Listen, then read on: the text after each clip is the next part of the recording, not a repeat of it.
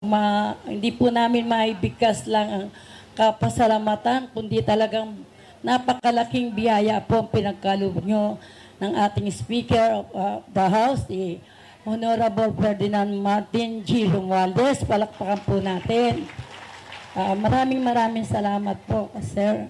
At siyempre po sa ating mga panawing pandangal din po at lahat po, lalo na ito pong ating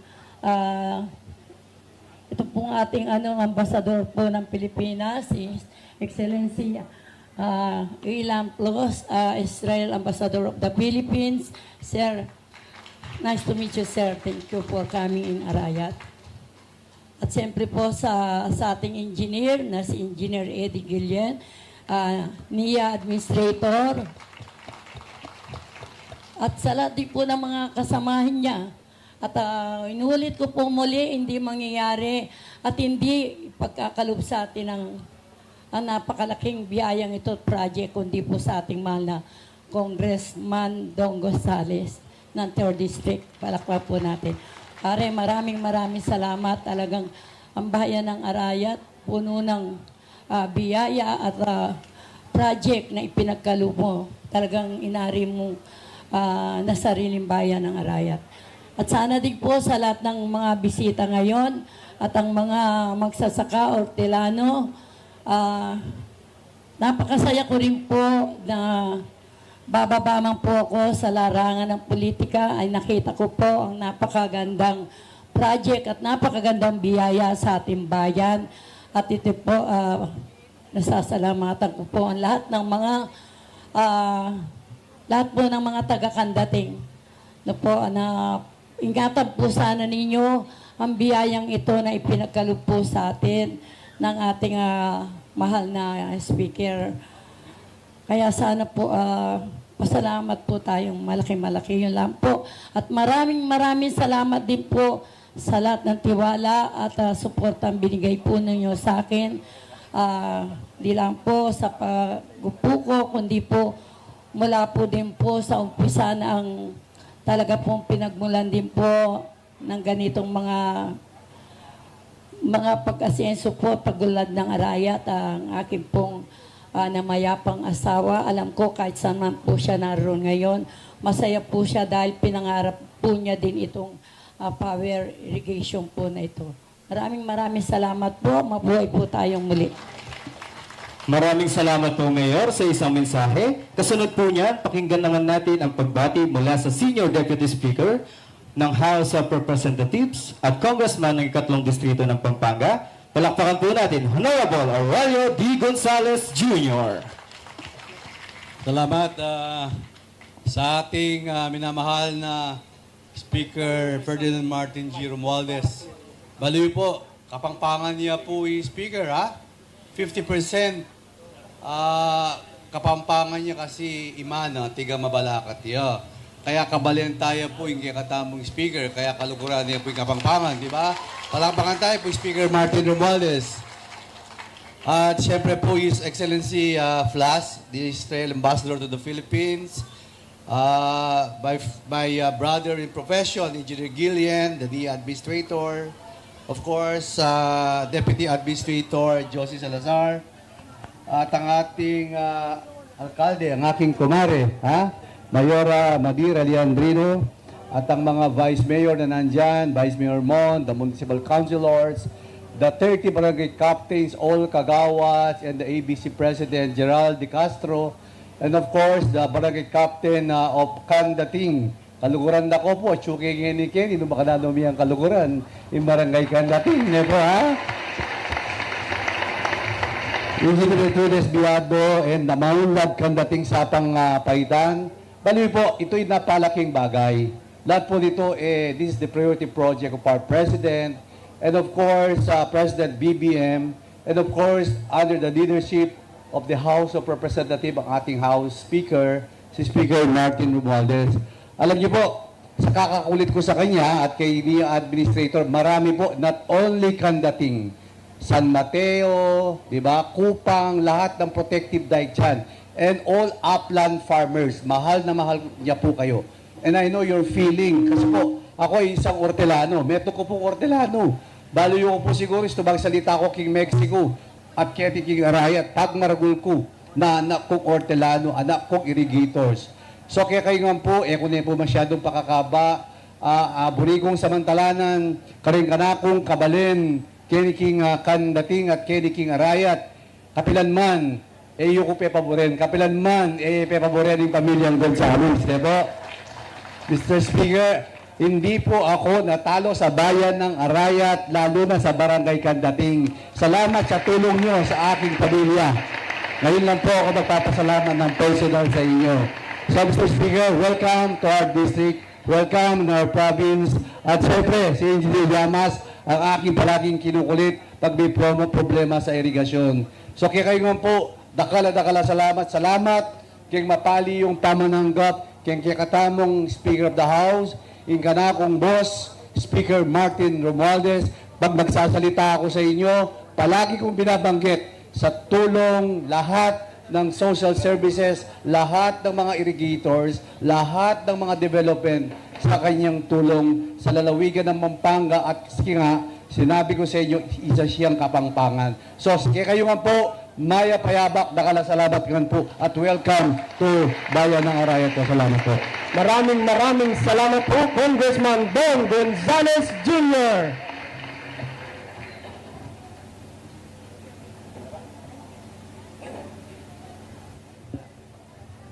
At para naman po sa mas malalim na pag-unawa sa lokal na konteksto at epekto ng proyektong ito, narito po ang Division Manager ng Pampanga Bataan Imo, Engineer Ruben R. Llamas. Thank you. Good morning. Magandang umaga po sa ating lahat. Isang karangalan po para sa inyong lingkod na ibahagi ang proyekto na ginawa po patungkol dito sa ating solar power pump irrigation project dito po sa bayan ng Arayat. Actually, ito po ay isa sa 5 na proyekto na binigay po ng NIA dito po sa Arayat. So, isang proyekto na hindi lang nagpapakita ng makbago at modernong solusyon sa agrikultura, kundi pati na rin ng ating patuloy na dedikasyon na tulungan at iangat ng kabuhayan ng ating mga farmers. So, bago po ako magsimula, nais ko pong acknowledge at taus-pusong pasalamatan ng ating mga guests na narito sa araw na ito.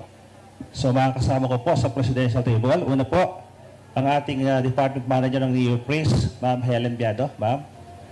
Okay. Atin pong Mayor ng Arayat, si Honorable Maria Lourdes Alejandrino.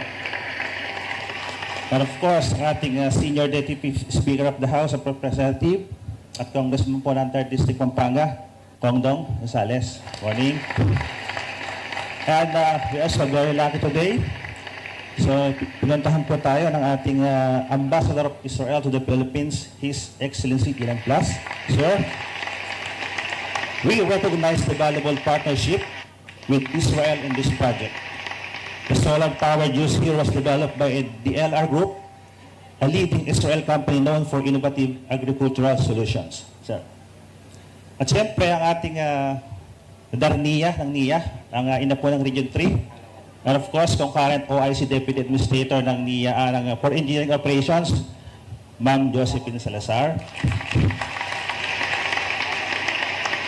At ang ating pong visionary and dedicated leader, the brainchild, ang utak po ng proyektong ito, ang ating Administrator, Engineer Eddie Gillian. Sir. At of course, hindi po maasa sa katuparan ang lahat ng proyektong ito.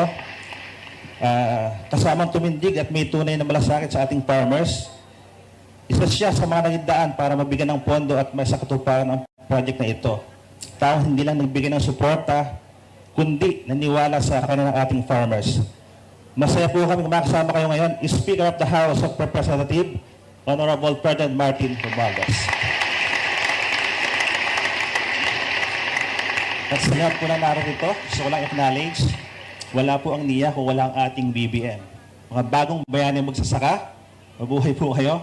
At ang mga kasama po nating division, team managers, na nanggaling pa po sa isaang panig ng Central Luzon. So sa lahat po, maraming salamat po sa inyong tiwala, suporta at malasakit para sa rural development at agricultural innovation. Bilang pag-uulat po sa ating project profile dito sa ating project, so ito po yung construction of solar-powered pump irrigation project, which is ito pong ating system na ito ay part ng ating Pampanga Delta River Irrigation System na patatagpuan po dito sa Barangay Candating, Arayat, Pampanga.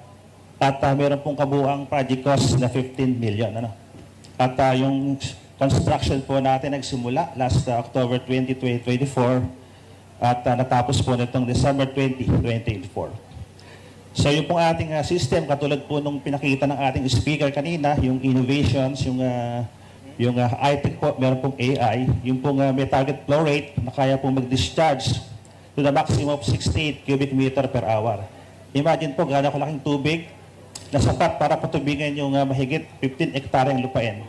So meron po tayong 7 member at ang kanila pong ay president, si Mr. Ray Velasco at ang ating vice chairman, si Apong Bert Gina. Okay? Next po. Para na po sa ating benefits, maraming benepisyo ang ating solar pump. So unang-una po, malaking tipid sa gastos, ano? Dahil hindi na kailangan ng mga farmers na gumastos sa fuel o kuryente. Kaya mas mababa ang kanilang overall expenses. Next, makakalikasan at sustainable, gamit nito ang malinis at renewable na solar energy. Kaya nababawasan ang negatibong epekto sa kalikasan. Independent at reliable energy, dahil may sarili itong power source kaya hindi na kailangang umasa sa grid or fuel. Of course, low maintenance, matibay ang system, at hindi kailangan ng madalas na repair o maintenance. Kaya mas practical gamitin ng mga farmers.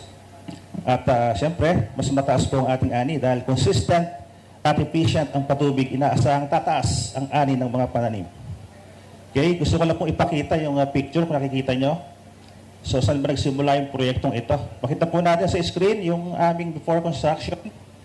So, the site before the project began, talagang proper irrigation system, and our farmers struggled with limited water sources. But with the NIA intervention, nagkaroon po tayo ng project, nagsimula ang construction. So, kita po doon sa ating picture yung close monitoring ng ating NIA to ensure the quality and timely completion of the project. Ito po, construction of SPIP in progress. At nagkaroon po tayo ng commissioning to ensure that all system function as designed before turnover. Guaranteeing wala. Okay? So dahil po dyan, guaranteeing efficient irrigation, lower cost, and better yields of our farmers. At panghuli, ito po, with the completion of project, sabi nga, a brighter future begins here. Farmers now benefit from clean, reliable, and cost-efficient irrigation through the solar-powered technology. So with that, maraming salamat po. Thank you, boss, sa pagbibigay po ng impormasyon patungkol sa ating SPLP. Yan, maraming salamat po. At para naman magbahagi ng kanyang patotoo at saloobin sa proyektong Solar Pump Irrigation Project, hinahangaan po namin sa harapan ang magiting na si Ginoong Gilberto B. Gina, miyembro ng Maunlad na Kandating Sapang Kaitan, FIA.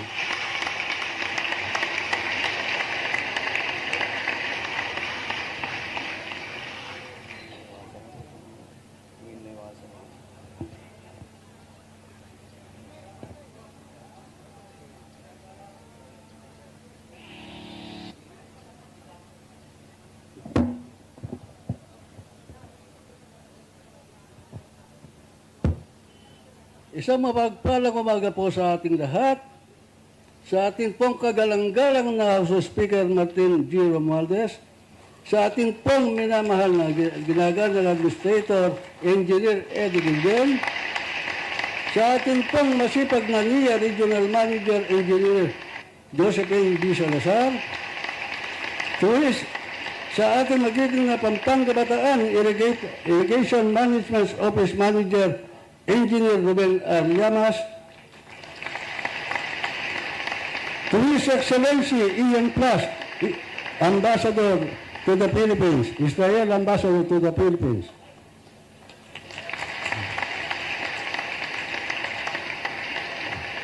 Gayun din po sa ating kagalang-galang na Senior Deputy Speaker, Honorable Congressman Aurelio Don Gonzales. Sa amin pong masipag at mapagmahal na ama ng lalawigan ng Pampanga, hindi po nakadalo, si Honorable Governor Dennis Delta Pineda. Sa aming pong butihing ina ng bayan ng Arayat, Honorable Mayor Maria Lourdes Madir Alejandrino. Sa amin pong masipag na Kapitan, Honorable Marley Pineda. At sa lahat po ng ating pinagpipitaganang mga panauhin sa mga katoko magsasaka, mga kabarangay, at sa lahat po ng bisitang naririto ngayon, magandang umaga po sa ating lahat. Ang araw po na ito ay natatangi at espesyal na araw para sa amin. At masasabi po natin na magiging memorable at maitatala sa kasaysayan ng ating barangay ang mga pagbisita ng kinikilalang namumuno ng ating bansa. Isang malaking karangalan ng aking asosasyon at barangay. Kaya sa ngalan po ng aking buong pamilya, mga kabarangay at ng mga unlad na kandating Sabang Paitan Farmers Irrigators Association, kayo pong lahat ay aming nalugod na tinatanggap dito sa aming barangay. Kami po ay lubos na nagpapasalamat sa biyayang aming tinanggap mula sa kabutihang loob ng kasalukuyang pamahalaan sa pamamagitan ng National Irrigation Administration. Lalo na po sa ating minamahal na House Speaker Ferdinand Martin Romualdez. Ang solar power irrigation system na ipinagkalupad ninyo sa amin ay isa sa dahilan para makamit namin ang kaunlaran sa pagsasaka. Na minsan pinangarap din ng aming mga magulang sa aming pong kagustuhan na maging produktibo ang lupang ito. Kami po ay naghuhukay lamang ng balon noon upang magkaroon ng tubig na pandidilig sa aming mga pananim. Hanggang noong 1983, nakapagpabawon po kami ng deep well na nandiyan pa ngayon, pero hindi po namin masyadong pinakinabangan. Hanggang dahil sa presyo po ng diesel at ng oil. Ngayon, sa pagkataon pong ito, natatanaw na namin ang pagunlad dahil nasubukan na namin ang magandang performance ng ating solar powered irrigation pump at sa patuloy na pagsuporta ng pamamahalaan at mga sangay ng gobyerno gaya ng NIA sa aming magsasaka. Darating ang araw na masasabi natin na farming is a profitable business. Kaya makakaasa po kayo sa amin na mamahalin namin, iingatan, pagyayamanin at pagkakalooban ng nararapat na pangahalaga ang proyektong ito upang tumagal at patuloy na pagkikinabangan sa mahabang panahon. Upang hindi po masayang ang layunin ng ating pamahalaan at ng magandang hadikayahin ng ating mahal na Pangulong Ferdinand Bongbong Marcos na mapangunlad ang higit ang sektor ng agrikultura upang magkaroon ng food sufficiency ang ating bansa. Kagaya nga po ng nabanggit kamakailan ng ating minamahal na administrator, and I quote, "Every project we implement, every field we irrigate, and every partners we uplift." Ay patunay po na ang trabaho ng NIA ay malaking epekto sa buhay ng mga Pilipino. Ito na po ang isang patunay na sinasabi ni Sir Ed na magiging malaking tulong at pagkinabang sa aming magsasaka o sa lahat ng Pilipino upang maiangat ang buhay ng ating mga Pilipinong magsasaka. Muli, maraming salamat sa biyayang ito. Gayon din po, papasalamat kami kina Engineer Clarita G. Silverio and staff, Engineer Abelino Sason, Engineer Lito David and staff. At higit sa lahat, salamat po sa Diyos na patuloy na nagbibigay buhay at lakas sa ating lahat. Kaya, sa ngalan po ng aming buong pamilya ng mga unad na kandating sa Pampaitan Irrigators Association, tanggapin po ng muli ang aming taus-pusong pasasalamat. Muli, isang mapagpalang araw at mabuhay tayong lahat. Maraming salamat po, Apong Bert. Tunay nga na sa bisa ng pagtutulungan ng pamahalaan at ng ating mga magsasaka, garantisado ang pag-unlad ng sektor ng agrikultura.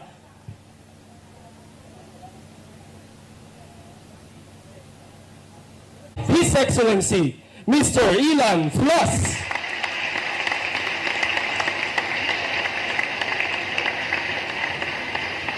Magandang umaga sa inyong lahat.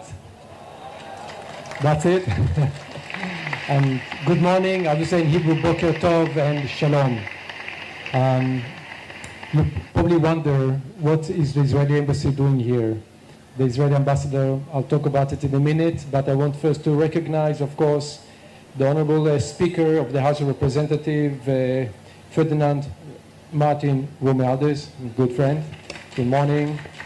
And of course, Deputy Speaker Aurelio Dong Gonzalez.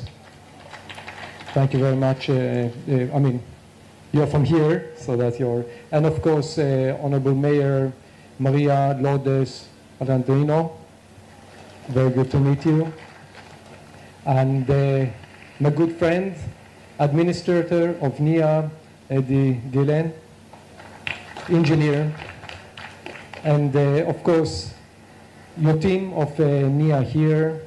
And I do want also to recognize Mr. Gilberto Guena, and through you also all the beneficiaries of this amazing project. It's so for me, being here today, if I may say, is really a dream that comes true. Because I've been to the Philippines now for almost 4 years.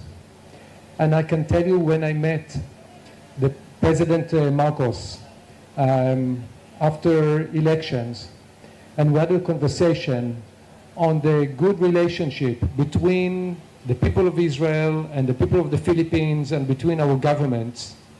And President Marcos asked me, Ambassador, I've been to Israel. I would like us to focus on the issue of agriculture productivity and food security. This is what I want from Israel. And he knows the Israeli agro-technologies and what we're able to do in Israel make the desert bloom, because Israel is 50% is dry lands, and still we're able to produce and to export.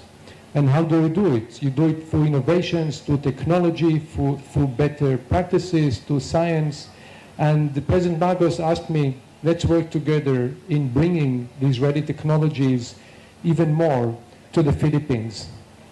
And since then, we're trying in different venues, and I'm extremely, extremely happy that we're able to create this partnership with NIA, with Administrator Gillian from early time. And you took this initiative, which we were trying to promote some time ago, and you really made it come true.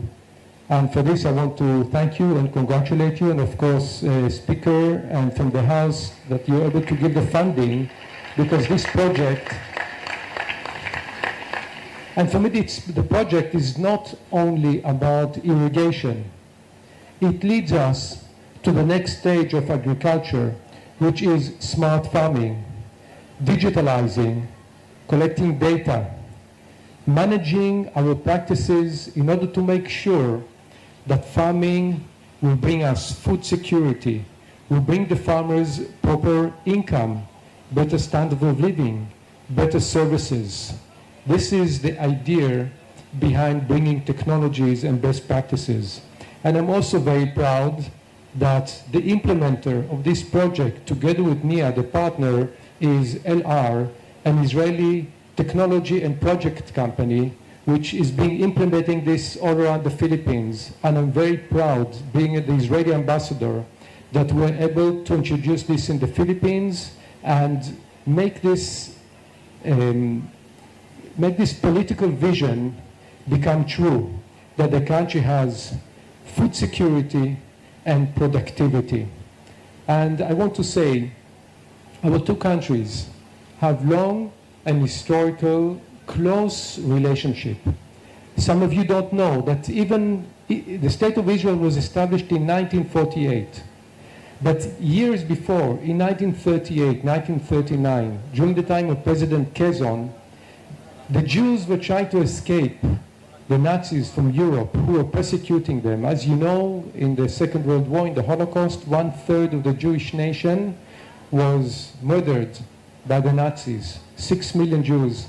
And those Jews were trying to escape, to find safety. And there's only one country that opened the gates, and 1,300 Jews, 1,300 Jews were able to find safe haven, and that's the Philippines during the time of President Quezon. Yes. It's something that we do not forget, because this is really, when you save a life of one person, you save the entire world. And the Philippines has saved 1,300 Jews. And for that reason, even when you travel to Israel today, since you adopted the open door policy for Israel, Israel has adopted an open door policy for Filipinos, and as we say, walang visa. No visa when you go to Israel. And this commitment continues even today. And Speaker Morales was asking me, how are things in Israel today? As you know, we are still in a very complicated situation, at war with Hamas, with terrorists who are trying to eliminate the state of Israel. We still have 58 hostages held in Gaza by the terrorists, by Hamas. And until now, we're trying to bring them home. But even though we are fighting terrorism, at the same time, we're also committed to our international friendships and our international alliances, and we're committed to continue to work together with our friends here in the Philippines in different projects. We are going to initiate soon another project in the area of public health and women's health, and we're doing different initiatives here also in education. And I want to say here that we are committed to continue even today in these complicated times, because we invest in our friendships and in our partnerships. And finally, also just to say that as an ambassador, I also want to congratulate the Philippines following, of course, the elections just this last Monday, and to congratulate the Philippines, as also we talked quietly before. This is a real, true democracy, and people here vote, and you choose your leadership, and this is fully recognized and appreciated by, of course, by us, by countries who are here, guests. I'm an ambassador, guest in the Philippines, and I really appreciate following what's happening in the country, and at the same time nurturing and developing together different projects and making sure that our friendship and our collaboration, which will not only continue, but will become stronger and stronger, going together towards the future, bringing better life to both our peoples in Israel and, of course, here in the Philippines. So, maraming salamat, thank you very much, and shalom. Thank you, Ambassador Crutch, for the message and the further support you have been given to the Philippines. Sa puntong ito, upang ipakilala sa atin ang ating panawing pandangal, pakinggan po natin ang mensahe ng ating NIA Administrator. Palakpakan po natin, Engineer Edu G. Guillen.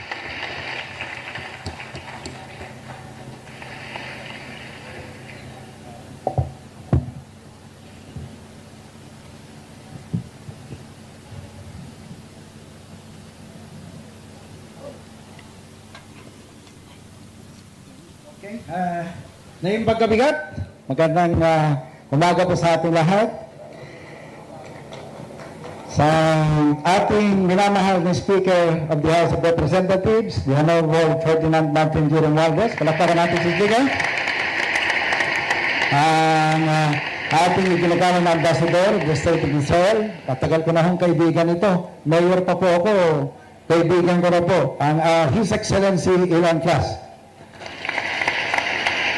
Ang mga tinatawag mula sa iba't ibang tanggapan ng pamahalaan. Of course, kabilang na dito ang aking idol. Alam niyo, yung ating inyong congressman ay parehas ko pong graduate ng Mapua. Parehas ko pong civil engineer. Third is ang ating Deputy Speaker of the House of Representatives, Congressman Don Gonzales. Apo. At ang ating mayor ng Municipality of Arayat, ma'am, dati po rin po akong mayor, no? And si Honorable Maria Lourdes Malandrino, my Nia family, and of course, ang bumubuo ng LR Group, sa ating mga bagong bayaning magsasaka, kay Apong Bert. Salamat sa mga Apong Bert, ano? Magandang umaga po sa ating lahat. Ito. Ang ceremonial turnover ng 15 na solar-powered irrigation pumps sa buong Nia Region 3, isa sa Pampanga, isa sa Bataan, isa sa Bulacan, dalawa sa Tarlac, 10 sa Zambales, na may kabuuang service area po na 350 hectares at may 314 farmer beneficiaries. Ngayon din ang mass turnover ng 7 SPIPs na matagumpay na napatupad ng NIA Upper Pampanga River Irrigation System, RIVIPRIS, sa lalawigan ng Nueva Ecija, ay may kabuuang service area na around 270 hectares at may 146 na magsasakang benepisaryo. Ang solar-powered irrigation project na ito ay napakalaki ang ambag sa pagpapaunlad ng ating mga sakahan at pagpapabuti ng estado sa pamumuhay ng ating mga bagong bayaning magsasaka. Bilang advocate po ng renewable energy, ang NIA ay nananatiling matatag sa pagbibigay ng pag-asa tungo sa katuparan ng ating pag-asa ng ating mga bagong bayaning magsasaka. Napakarami pong socio-economic benefits na kaakibat ang project na ito. Bukod sa pagiging environment friendly, malaking halaga din ang natitipid ng ating mga magsasaka dahil hindi na kailangan gumastos pa ng malaki para sa fuel or crudo upang patakbuhin ang mga water pumps. Dahil dito, nakakapagputubig po tayo sa mga sakahan na hindi pa sakop ng ating existing service areas. Nakakatipid na sa gastos, mas mapapaunlad pa natin ang irigasyon ng ating bansa. Hindi po magiging matagumpay ang implementasyon ng solar projects na ito kung wala ang suporta ng bawat isa sa atin, lalo na ang ating mahal na Pangulong Ferdinand R. Marcos Jr. and of course, ang ating House Speaker, Ferdinand Martin G. Romualdez. Palapakan mo natin. Alam mo, may ikukwento lang ako sa inyo ng konti. Kasi, Mayor, doon po sa amin, sa Ilocos, meron kaming kasabihan. Ano po? Sabi namin doon, nasa Diyos ang awa, nasa tao ang gawa, na kay Mayor ang maniobra. Kaya, alam natin kasi, ang bawat ahensya, katulad ng mga LGUs, laging kapos po sa pondo. Di ba, Mayor? So, kailangan mo ngayon, ang iyong mayor dapat maging masipag, maging, madiskarte sa pagsusource out ng pondo. Nadala ko po ito ng ako'y maging administrator. Nakita ko, ang number 1 po sa priority ng ating Pangulo sa kanyang 8-point socio-economic agenda ay food security. At ang number 1 na kailangan ng food security ay irigasyon. So, nadala ko ang aking kakulitan. Ano po? Sabi ko sa DBM, ito naman ang number 1 na priority ng ating Pangulo. Sabi niya, kasi utos ni Presidente sa kanya, tulungan natin ang NIA. Sabi ko, dagdagan mo ang ating budget. Pero alam niyo po, ang bureaucracy kasi minsan, kung ang budget mo, kasi dati 40 billion lang tayo, 39 nga eh. Dadagdagan ka lang ng 1 billion. Sabi ko, patay na tayo dito. So, alam ko naman bilang dating mayor, ang sunod mo na pag-asa ngayon ay ang ating mga congressman. Mapalad po tayong mga magsasaka. Dahil nung kausapin ko ang ating speaker, sabi ko sa kanya, Sir, ito naman ang utos ng ating presidente. Pwede ba dagdagan mo ang budget ng NIA? Pero nyo, from 40 billion, ginawa niyang 80 billion kasi gusto niya kayong tulungan na ating mga magsasaka. Pero, may pero eh. Bicameral po tayo. Dalawa, isa sa Congress, meron pa po tayong Senado. Sa sawimpalad po nung kami napunta ng Senado, yung dinagdag ni Speaker na 40 billion, tinanggal na po Speaker. Pero dito mo makikita ang puso ng ating House Speaker. Pinaglaban niya sa BICAM. Ano? Sabi niya, hindi. Ito ang utos ng ating presidente. Ibalik natin yan. So yung nawalang 40 billion, na ibalik ni Speaker yung 30 billion. Ito yung ginagamit natin sa ating mga solar pump projects. Palakpakan natin!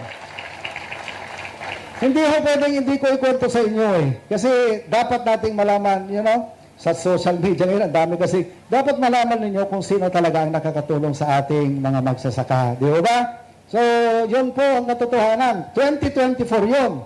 Ito na naman ang 2025 funding natin. Ang ginawa na naman ng DBM, imbes na magsimula ang NIA sa 70 billion na pondo, kasi yun yung GAA natin, binalik na naman sa 40 billion, 40 billion. Iyak na naman ako. Sabi ko, kay Presidente, tulungan mo na naman ako kay Speaker. So, kinausap naman natin po si Speaker. At hindi lang 40 billion ang dinagdag ng ating Speaker sa ating 40 billion. Ginawa niyang 90 billion ang budget ng NIA sa 2025. Kita niyo? Pero, nung napunta na naman sa Senado, tinanggal ulit yung dinagdag ni Speaker. Ito na naman, pupunta na naman sa BICAM. Ay, sabi ni Speaker, hindi pwede yan.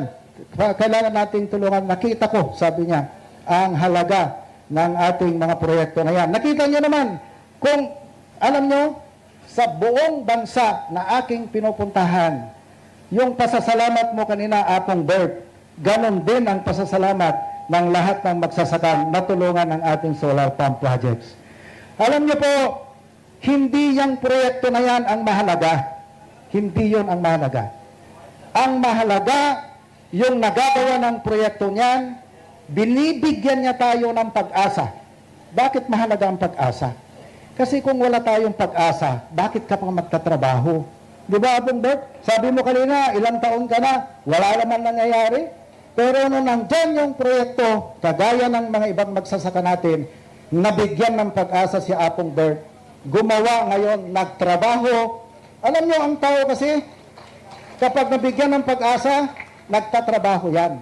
At ang tao matamaraan. Hindi ho ba? Kaya ngayon, ang ating mga magsasaka, dahil may pag-asa, nagtatrabaho, nadadagdagan ang ating food security. Yan ang nagagawa ng programa na yan. Yan ang nagagawa ni Speaker. Yan ang nagagawa ng ating Pangulong Ferdinand Marcos Jr. Bigyan ng pag-asa ang ating mga magsasaka na umasenso sa buhay. Di ba? Ano po? Yan. Kaya, alam mo, marami pa sana akong sasabihin dito. Mawagawan ko ng, mahirap itong mayor, pag binigyan mo ng mikropono, Mayor, kung ano-ano, nasasabi na, no? Pero ako naman po, nagkukwento, nagsasabi lang sa inyo ng katotohanan. Kaya, laking pasasalamat po ng gobyerno sa inyo. Tunay po kayong mga bagong bayaning magsasaka. Kung hindi po sa inyo, hindi po tayo kakain. Ang mayor, mga kailangan mo siguro, pag merong kang mga ikakasal, meron kang mga kailangan sa munisipyo, paminsan-minsan, ang doktor, pag may sakit ka lang. Pero ang magsasaka, at least 3 times a day, kailangan mo siya. Di ba? Paano kakakain sa umaga? Tanghali, gabi, yung merienda mo pa. Di ba? Ganon kahalaga ang mga magsasaka. Kaya kayo pong mga magsasaka ang panganay sa prioridad ng ating Pangulong Ferdinand Marcos Jr. Palakpakan mo natin. At ang lagi niyang sinasabi, magkaisa tayo, magbayanihan. Sa NIA, ang tawag po namin dyan is bayanihan. Ano po? Ito po ang susi upang makamit natin ang lahat ng ating mga layunin tungo sa bagong Pilipinas na gusto ng ating Presidente. Sa tulong at suporta ng bawat isa sa atin, sama-sama po nating iangat ang sektor ng agrikultura, hindi lamang po dito sa gitnang Luzon, kundi sa buong bansa. So, mabuhay ang mga bagong bayaning magsasaka! At ngayon po ay akin nang patatayo ng ating... Ako ba mag-introduce ka, Speaker? Patatayuin ko na po ang ating bayani ng mga magsasaka na sa yung tunay na tumutulong para mabigyan tayo ng... Kasi alam niyo po, ang totoo, kahit magtatambling ako sa harapan ninyo, kung wala namang budget, ang totoo niyan, Mr. Ambassador, for 5 years that you've been planning this project, right? 5 taon nang pinaplano ng Israel po ito na tulungan tayo. Pero wala naman pong pundo. Kahit magtatambling ako dyan sa harapan nyo, wala akong magagawa kung hindi tayo tutulungan kung hindi po tayo tinulungan ng ating panauhing Pandagal. So, bigyan po natin ng malakas na balakpak si Speaker Ferdinand Martin G. Romualdez, sir.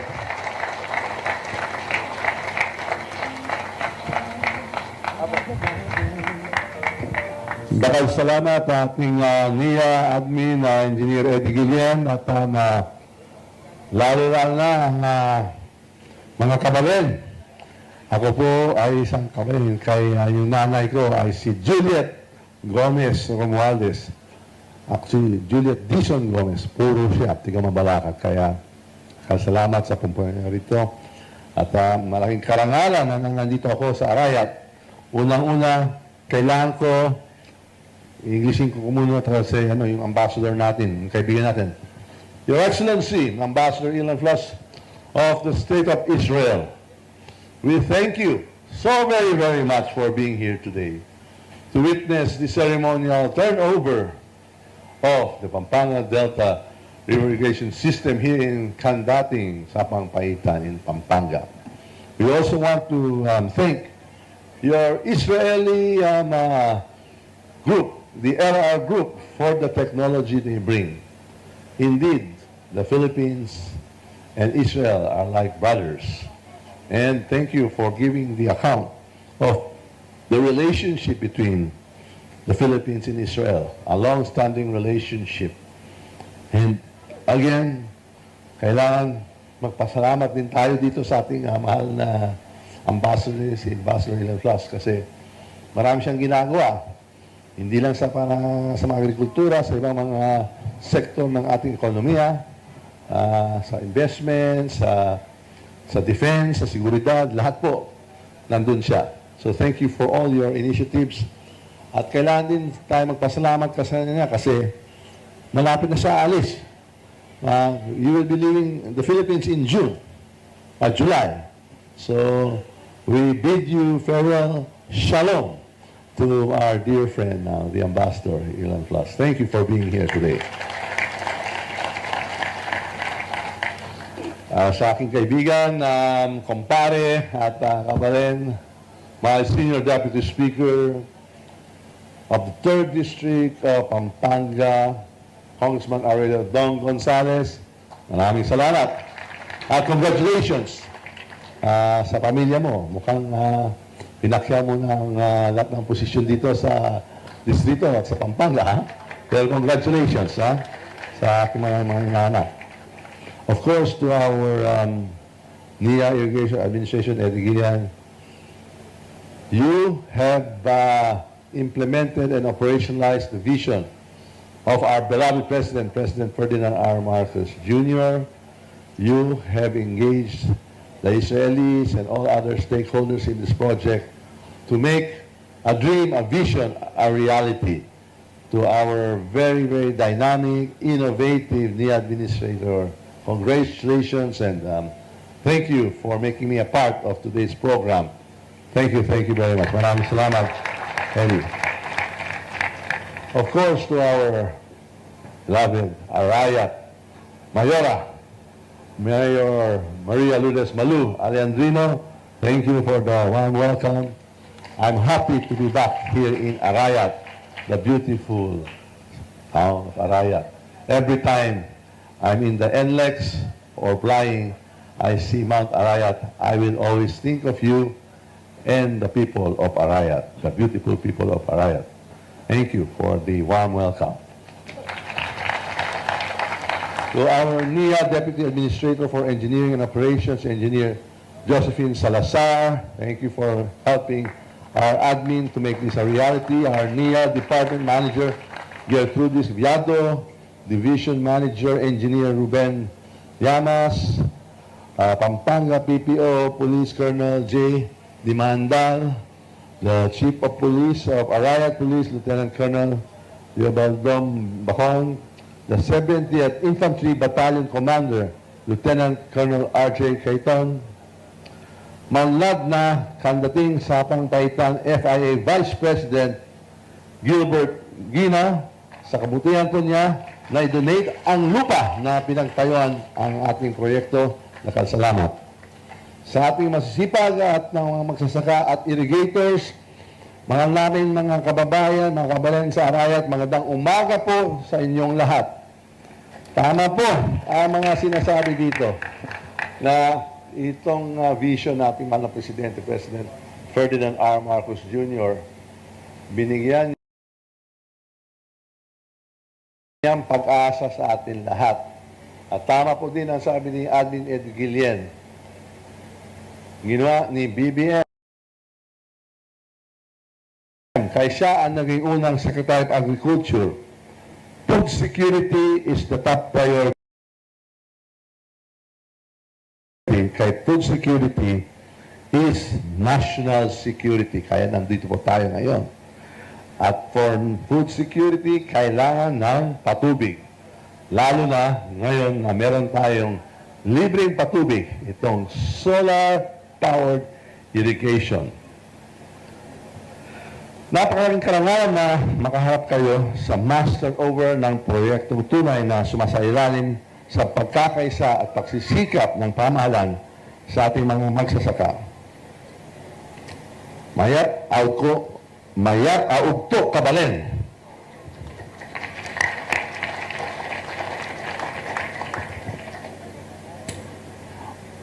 Nung bata pa ako, madalas kami pumupunta dito ng nanay ko. Tiga Mabalakad yung nanay ko.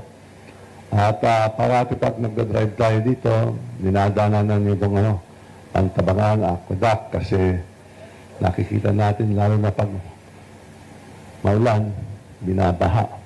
Pero parati sinasabi ng nanay ko, kaya sabi niya, parang hindi lang rice granary, pero may mais dito at saka sa lupa nila sa Mabalacat, may asukal, may tinatanim ng asukal. Lagi, pag umulan, sinasabi ko, Mama, nakakatakot, bumabaha na naman. Pero parati naman sinasabi sa akin, hindi, mahalaga ang tubig. Kasi pag walang tubig, mahirap. Walang nanging tatanim, wala tayong inaani. Kaya, napaka-importante yung tubig. Problema, alam mo na natin, hindi naman araw-araw may ulan.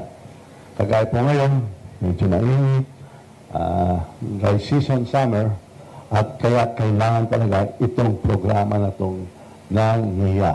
Napakahalaga kaya. Kaya ako, parati pag nandito ako, iniisip ko talaga yung mga sinasabi ng ating mahal kong nanay. 89 years old na siya, magiging 90, at sinabi ko sa kanya, nung linggo, nung kumakain kami ng ng hapunan, sinabi ko, Mama, pupunta ako sa Arayat. At bibisitahin ko mga kabalen, kay may turnover ng patubig. Sabi niya sa akin, tama yan, mabuti. Tinutulungan mo yung mga irrigators ang mga magsasaka. Napakahalaga ang trabaho nila. Kaya kung wala po sila, yung magsasaka, wala tayong kakainan. Kaya, dapat nandun ka, dapat gawin mo lahat. Yung mga ginagawa mo sa House of Representatives na budget, ilaan mo ang budget para tulungan mo ang mga irrigators, ang magsasaka, para gawin mas maulan at mas lalago ang kanilang anhit para sa buong Pilipinas. Tama po ang sabi ni engineer. Kakain tayo 3 times a day, may merienda pa. At dahil po sa iyo, yung mga magsasaka, mga irrigators. Kung wala po kayo, wala tayong lahat dito sa Pilipinas. Kayo yung papakain sa atin lahat. Kaya ako po nagpapasalamat, ako tapos po nagpapasalamat sa iyo.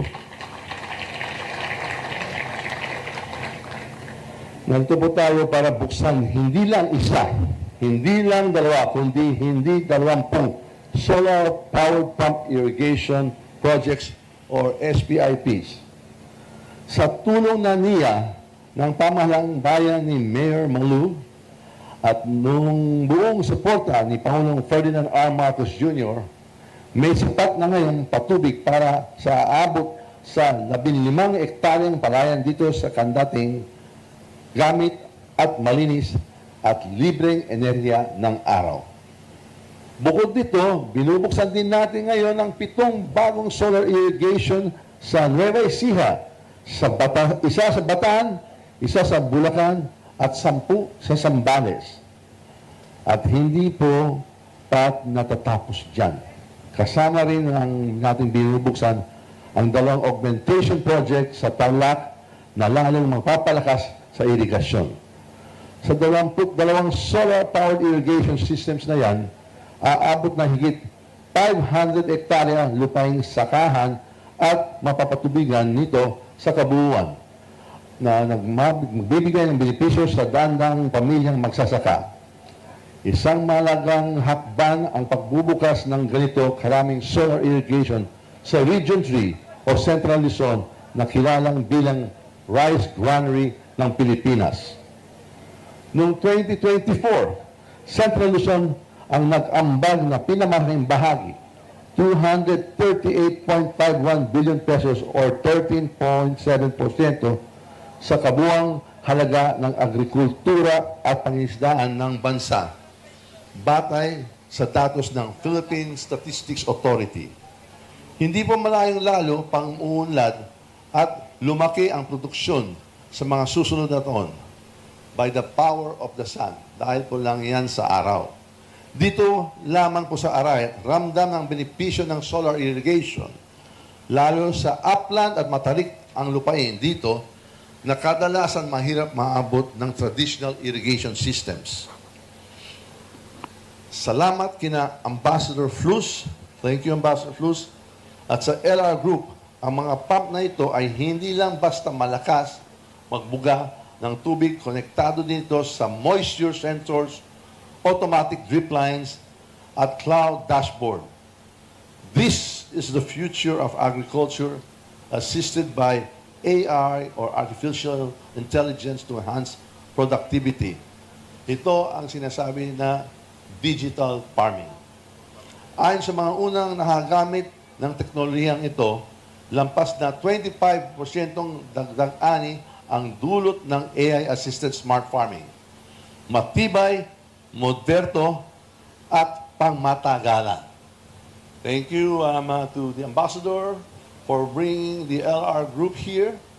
I understand there's 15 years warranty for these systems, no? I think the solar panel. But the system, I understand, is good actually for 30 years. We just replace the panels every 15 years.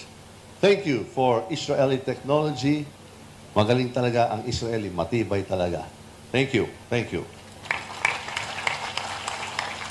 Sa kabuuan, layunin ng Pangulo na i-solar irrigate ang 180,000 hektarya ng mga bukirin at makadagdag ng 1.2 million metric tons ng palay taon-taon.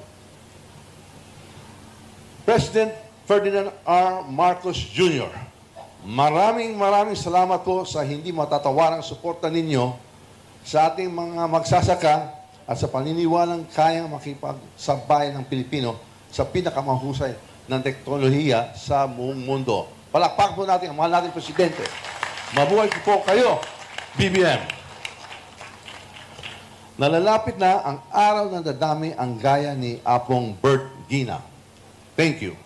Kasama natin siya ngayon na dati gumagasta ng 25,000 pesos hanggang 30,000 pesos bawat taniman sa diesel. Ngayon, naipon na niya iyon para sa pag-aaral ng mga apo niya at dagdag puhunan. Maraming salamat sa donasyon. Maraming salamat sa tulong at binibigyan mong pag-asa sa atin lahat. Katatapos lamang ang halalan kung saan muli pong nakamit ng lakas CMD ang supermajority ng Kamara. Bilang inyong speaker, sisiguruhin kong may budget, may pondo para sa tuloy-tuloy na pagpapatayo ng solar irrigation. Sisiguruhin ko natin na hindi tinitipid ang ating mga magsasaka. Yung mga istorya ni Admin Eddie Guillen, totoo lang yan talaga. Maraming talagang challenge sa proseso sa budget, pero asahan mo, meron kayong isang speaker, isang kabalin, sa pangalan Martin Romualdez, ipaglalaban natin ang NIA, ang magsasaka, ang mga irrigators. Huwag kayong mag-alala. I will be your champion. Ipaglalaban natin kayo lahat. Dahil sa naniniwala akong sa tulong ng solar irrigation, smart farming, pagpapaunlad ng ating agrikultura, may babalik natin ang lakas ng produksyon ng pagkain. Asahan natin yung aspirational natin, yung kagaya ng tatay ni Presidente Ferdinand R. Marcos Jr., yung hangarin po natin ay magiging self-sufficient, hindi lang sa rice production, pero sa food production. Sa pamamagitan ng ating mga bagong irrigation systems, posibleng lumaki sa kasalukuyang 3.48 million metric tons na yearly production ng palay sa Central Luzon ng lampas na 4 million. Pag nangyari yan, domino effect ang magiging resulta sa paglaki ng produksyon. Makakatulong ito sa ating end goal na food security at mapanatiling abot kaya ang presyo ng bigas sa merkado. Mga magsasaka ng Central Luzon, congratulations po sa inyong bagong irrigation systems. Patuloy kayo magtanim at kami naman sa pamahalaan ay patuloy na magtataguyod ng tulong at suportang naagapay sa inyo. Ang tagumpay ng mga magsasaka, ang tagumpay ninyo ay tagumpay ng sambayanang Pilipino. Maraming salamat. Dakal salamat. Mabuhay mga magsasaka, mabuhay ang NIA, mabuhay ang Pampanga, Central Luzon, at ang bagong Pilipinas. And that was the message of our House Speaker. Talaga nga ng mga proyektong tulad nito ay patunay na patuloy ang pagbuhos ng suporta ng pamahalaan sa makabagong teknolohiya para sa irigasyon.